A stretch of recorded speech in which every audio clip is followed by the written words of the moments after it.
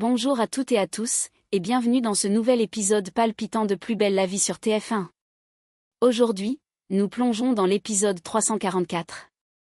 Diffusé en avant-première ce vendredi 30 mai 2025, et autant vous prévenir tout de suite, les émotions seront à vif, les vérités prêtes à éclater. Et certains liens pourraient bien se briser à jamais. Dans cet épisode haletant, Ariane se retrouve au cœur d'une tempête judiciaire et émotionnelle sans précédent. Soupçonnée du meurtre d'Emmanuel Durieux, elle est confrontée à ses collègues, ses doutes, mais aussi à ses blessures les plus profondes. Le bornage de son téléphone l'a trahi, les regards se figent. La pression monte. Jusqu'au moment glaçant où Patrick Nebou prononce une arrestation officielle. Une scène déchirante, d'autant plus bouleversante que Boé, son plus fidèle allié, semble perdre pied. Et pendant ce temps, au Mistral, la vie continue avec ses drames plus doux mais tout aussi humains. Myrtha s'imagine déjà le pire pour sa cheville. Gabriel retrouve enfin sa bonne humeur, et Louis tente désespérément de préserver son fragile bonheur avec Barbara et le petit Yaël. Mais un terrible secret pèse sur ses épaules. Il cache quelque chose de grave, un mensonge qui pourrait faire tout voler en éclats. Enfin, un nouveau nom surgit dans l'enquête parallèle d'Ariane, Poliakoff. Un vendeur d'objets très spéciaux. La piste de l'arme du crime s'épaissit. Jusqu'où ira-t-elle pour prouver son innocence? Restez bien avec nous pour découvrir les coulisses. Les rebondissements et les moments les plus forts de cet épisode d'une intensité rare. Car ce vendredi 30 mai, à Marseille, rien ne sera plus comme avant. Dans un coin reculé du Spoon, Ariane est assise seule, le dos courbé, le regard vide. Devant elle, un petit carnet à spirale où elle gratte frénétiquement des notes. Des faits. Des heures. Des impressions. Comme si coucher tout cela sur le papier pouvait empêcher sa propre réalité de s'effondrer. Chaque mot est une tentative désespérée pour garder le contrôle. Soudain, Charlotte s'approche. Elle la dévisage avec douceur, mais son regard est inquiet. Tu manges rien, tu dors plus. Tu tiens pas comme ça, Ariane. Mais Ariane lève à peine les yeux. Elle referme son carnet d'un geste brusque et murmure simplement. J'ai besoin de comprendre. Moi aussi. Pendant ce temps, au commissariat, l'ambiance est électrique. Boé fait les 100 pas. Le visage tendu. Pour lui, c'est impensable. Ariane n'a pas pu faire ça. Pas elle. Tu la connais comme moi, Patrick. Elle peut être impulsive, mais de là à buter Durieux. Patrick, plus pragmatique, secoue la tête, les bras croisés. Elle avait un mobile. Il l'a humiliée, il a profité de son état. Et elle a disparu plusieurs heures cette nuit-là. Boé, pourtant, n'en démord pas. Il est déterminé à lui venir en aide, mais par la voie officielle. Il ne veut aucun passe-droit. Juste la vérité. On va faire les choses proprement. Je vais demander les bornages téléphoniques. Celui de Durieux, et celui d'Ariane. Un silence tendu s'installe. Et si ça match? Murmure Patrick. Boé le regarde droit dans les yeux. Comme pour conjurer le sort. J'espère que non. De tout mon cœur. Mais dans le fond, une angoisse sourde monte. Car si les bornages se croisent, alors peut-être que le doute deviendra une certitude. Myrtha entre dans le cabinet médical, une légère grimace au visage. Sa démarche est hésitante. Sa cheville douloureuse. Gabriel, derrière son bureau, relève les yeux et l'accueille avec son éternel mélange d'humour et de professionnalisme.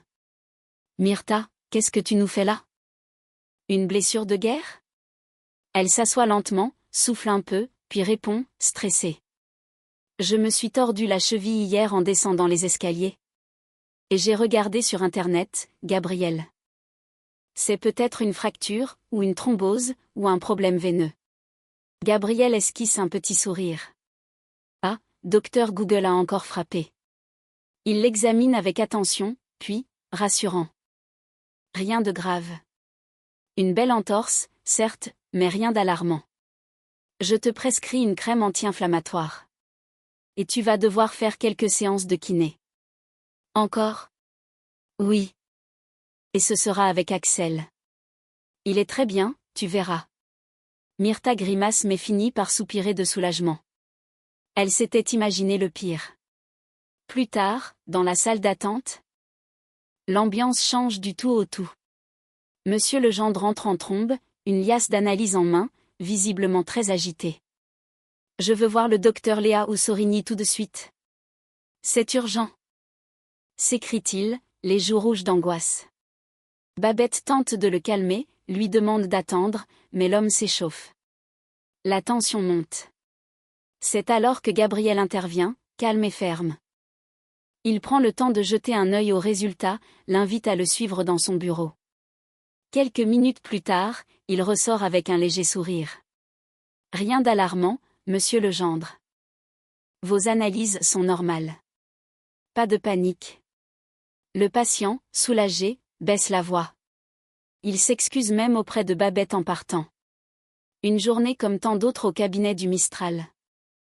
Entre paniques infondées, tensions et petits bobos, mais toujours, quelque part, un soulagement au bout du couloir. Le soleil se couche lentement sur Marseille, projetant une lumière dorée sur les façades du quartier. Louis monte les marches jusqu'à l'appartement de Barbara, un bouquet de fleurs à la main. Des dahlias, ses préférés. Il inspire profondément avant de sonner, le cœur battant. Il sait qu'il a merdé la veille. Il était en retard, tendu, puis presque silencieux pendant tout le rendez-vous. Barbara ouvre la porte. Son visage est fermé au départ, mais dès qu'elle voit les fleurs, une étincelle passe dans ses yeux. Louis esquisse un sourire maladroit. Pour me faire pardonner. J'ai été nul hier. Elle le laisse entrer sans un mot, prend les fleurs avec douceur, les dépose dans un vase déjà prêt sur la table. Puis, d'un pas léger, elle se dirige vers une petite boîte posée sur la commode. Moi aussi, j'ai quelque chose pour toi. Elle lui tend un petit paquet soigneusement emballé. Louis l'ouvre avec précaution, et découvre un bol breton, avec son prénom inscrit à la main. En lettres bleues. Sur la table, 2 autres bols sont posés côte à côte, un avec écrit « Barbara », l'autre « Yaël ». Louis lève les yeux vers elle, touché. « Tu nous as offert une vraie famille. » Barbara sourit, un peu émue, puis répond doucement. « C'est ce que j'ai envie qu'on soit. » Tous les 3. Il la serre dans ses bras, fort. Comme pour ancrer ce moment dans sa mémoire, pour chasser les ombres qui l'assaillent depuis qu'Ariane lui a demandé l'impossible. Mais pour quelques instants. Avec Barbara et Yaël, tout semble juste. Dans un quartier excentré de Marseille, Ariane pousse la porte grinçante d'une boutique poussiéreuse, spécialisée dans le matériel de chasse. Derrière le comptoir, un homme au visage buriné, l'œil méfiant, la scrute alors qu'elle s'avance avec assurance. Elle sort une photo d'une arme, celle utilisée lors de la tentative de meurtre sur Colbert. Un pistolet semi-automatique, rare, précis, mais illégal dans de nombreuses mains. Vous reconnaissez ce modèle, lance-t-elle sans détour. L'homme fronce les sourcils, observe la photo un instant, puis hoche la tête lentement. Pas une arme de chasse. Trop propre. Trop calibrée. C'est du semi-auto, pas facile à trouver sauf pour certains collectionneurs. Ou des revendeurs peu regardants. Ariane croise les bras, le regarde droit dans les yeux. J'ai besoin de noms. Après un court silence, il cède, résigné. Allez voir un type, vers le marché des Capucins. Il tient une brocante en façade, mais il vend aussi des objets bien plus discrets. Il s'appelle Poliakov. Ariane note. Son instinct ne l'a pas trompé, cette arme ne vient pas de n'importe où. Et elle compte bien remonter la piste jusqu'au bout. Au cabinet médical, l'ambiance est à l'opposé. Gabriel rayonne, sourire aux lèvres, blague à la bouche. Il accueille les patients avec une douceur qui surprend même les habitués. Il va jusqu'à aider Babette à porter des dossiers, ce qui ne lui ressemble pas. Elle l'observe un moment, intriguée. Puis murmure à demi-voix, un sourire en coin. Il se pourrait bien qu'Axel ait raison. C'était peut-être vraiment la molaire. Gabriel se retourne, faussement offusqué. Vous insinuez que j'étais grincheux à cause d'une dent? Pas grincheux. Juste, invivable, lance-t-elle en riant. Et pour une fois, Gabriel ne réplique pas. Il se contente de sourire, et d'être, pour quelques heures encore, l'homme le plus agréable du quartier. Louis et Barbara sont assis dans la pénombre du salon, un silence lourd entre eux. Yaël dort paisiblement dans sa chambre, mais ici, l'air semble figé. Louis tourne son verre entre ses doigts, le regard fuyant. « Je dois rendre un service ?» finit-il par dire, la voix basse. Il marque une pause, cherche ses mots. Un service qui consiste à mentir à la police.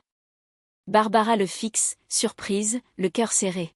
« Qu'est-ce que tu racontes ? » « C'est grave, Louis. » Il secoue la tête, presque désespéré. « Je ne peux pas t'en dire plus. Moins tu sais, mieux c'est. Je veux pas t'impliquer. » Barbara se redresse. Blessée qu'il lui cache quelque chose d'aussi sérieux. Mais avant qu'elle ne réponde, Louis la regarde enfin droit dans les yeux. « Dans les prochains jours, tu risques d'entendre des choses sur moi. Pas nettes. Des trucs qui vont te faire douter. Mais je te demande une chose, ne les crois pas. Pas sans me parler d'abord. » Le silence retombe. Puis, dans un souffle, il ajoute. « Je suis amoureux de toi, Barbara. Vraiment. » Barbara, émue, avance sa main vers la sienne et le serre fort. « Je t'aime, Louis. Et je te fais confiance. Mais ne me laisse pas dans le noir trop longtemps. » Pendant ce temps, au commissariat, la tension grimpe d'un cran. Boé fixe l'écran de l'ordinateur. Les yeux rivés sur les données de géolocalisation. C'est confirmé. Les téléphones de Durieux et d'Ariane ont borné exactement au même endroit. Il lève les yeux vers Patrick. La garçonnière. Patrick se frotte le front, préoccupé. Elle nous cache quelque chose. Ou elle est en train de s'enfoncer. Patrick attrape son téléphone. Il compose rapidement un numéro, l'air tendu. Ariane ? C'est Patrick. Brief au commissariat dans 30 minutes. Soit à l'heure. Il raccroche, sans laisser le temps à Ariane de poser des questions. On va lui parler. Sérieusement. Et cette fois, il n'y aura plus d'échappatoire. Sur le trottoir, juste devant le commissariat, Ariane enlace Zoé une dernière fois. Le ciel est gris. Comme en écho à l'orage qui gronde dans son cœur. Elle prend le visage de sa fille entre ses mains, tente de lui sourire malgré les larmes qui lui montent aux yeux. « Je t'aime plus que tout. Tu m'entends ? Plus que tout. » Zoé, bouleversée, sent que quelque chose de grave se joue. Ariane dépose un baiser sur son front et murmure. « Rentre à la maison, d'accord ? Et surtout, ne t'inquiète pas. Je vais gérer. » Elle se détourne, le pas ferme, le dos droit. Mais à l'intérieur, elle est en ruine. Quelques minutes plus tard, au commissariat, Patrick l'attend dans la salle d'interrogatoire. Boé, silencieux, est debout en retrait, les bras croisés. L'ambiance est électrique. Ariane entre, le regard froid, déterminé. Patrick ne perd pas une seconde. Tu étais à la garçonnière la nuit du meurtre de Durieux. Ton téléphone l'atteste. Tu vas me dire que c'est encore une coïncidence ? Ariane soutient son regard, droite comme un roc. Je n'étais pas avec lui. Oui, j'étais là-bas. Mais les apparences sont trompeuses. Vous me croyez capable de l'avoir tué ? Boé baisse les yeux. Patrick reste impassible. Ariane sent la colère monter. Elle recule d'un pas, regarde autour d'elle, puis s'adresse à tout le commissariat, la voix tremblante, mais forte. Depuis le début, je suis toute seule. J'ai jamais été soutenue. Pas une seule fois vous vous êtes dit que je pouvais être la victime, pas la coupable. Silence. Patrick inspire profondément. Le regard dur, presque douloureux. Puis, d'un ton glacial, irrévocable, il prononce. Ariane Hersan, je t'arrête pour le meurtre d'Emmanuel Durieux. Boé relève brusquement la tête. Ariane reste figée. Pendant une seconde, le monde semble s'arrêter. Mais elle ne pleure pas. Elle serre les dents. Elle regarde Boé dans les yeux. Et elle murmure. tu sais que j'ai rien fait. Et pourtant, les menottes se referment sur ses poignets. Et voilà, c'est la fin de notre résumé intense de l'épisode 344 de Plus belle la vie, diffusé ce vendredi 30 mai 2025 sur TF1. Entre l'arrestation brutale d'Ariane, les doutes de Boé, la quête de vérité autour de l'arme du crime, et les tensions à fleur de peau dans chaque recoin du Mistral. Cet épisode marque un véritable tournant dramatique dans la série. Alors, Ariane est-elle vraiment coupable ou victime d'un piège implacable? Louis va-t-il sombrer dans le mensonge ou trouver la force de protéger ceux qu'il aime? Et quels nouveaux secrets vont encore surgir dans les jours à venir? N'hésitez pas à me dire en commentaire ce que vous avez pensé de cet épisode. Avez-vous encore confiance en Ariane? Que pensez-vous du dilemme de Louis? Et surtout, croyez-vous que la vérité éclatera bientôt? Si cette vidéo vous a plu, pensez à mettre un like, à vous abonner à la chaîne pour ne rien manquer des prochains rebondissements. Et à activer la cloche pour recevoir toutes les notifications. Merci à vous pour votre fidélité et votre passion. On se retrouve très vite pour un nouvel épisode toujours plus haletant, bouleversant et riche en émotions dans Plus belle la vie. À très bientôt.